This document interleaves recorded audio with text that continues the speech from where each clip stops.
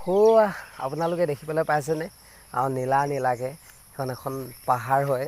আৰু এই পাহাৰখন ধেমাজি ডিষ্ট্ৰিক্টত আছে ইফালে মিচিম গাঁও হয় মিচিম গাঁৱত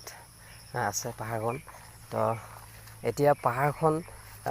উঠিবলৈ যাম আৰু পাহাৰৰ মাজত এটা সাংঘাতিক বস্তু আছে মানে তো সেই বস্তুটো আপোনালোকক নেক্সট ভিডিঅ'টোত দেখাম তো এতিয়া পাহাৰ উঠিব লাগিব আমি এতিয়া পাহাৰ উঠিব যাম পাহাৰৰ মাজত আৰু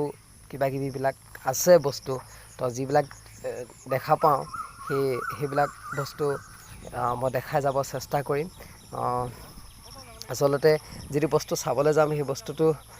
চাবলৈ যাওঁতে আমি কেইবাখন নদী একেখন নদীকে মানে কেইবাবাৰো পাৰ হ'ব লাগিব মানে কমেও 30 বাৰমান পাৰ হ'ব লাগিব তো সেইকাৰণে বিশেষকৈ দেখাব নোৱাৰিম মোবাইলকেইটা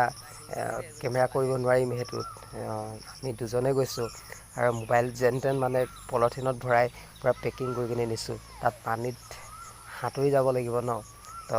মোবাইলটো কেনেকৈ ধৰিম তো অসুবিধা হ'ব সেইকাৰণে 4টামান পলিথিনত মোবাইলকেইটা ভৰাই লৈছোঁ মোবাইলকেইটা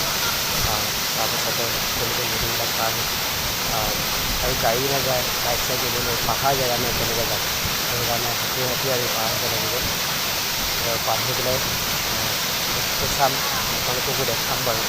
তো সেয়াই আজি এই ভিডিঅ'টো আপোনালোকে ভিডিঅ'টো ভালকৈ চাব এটা আশা কৰিছোঁ আৰু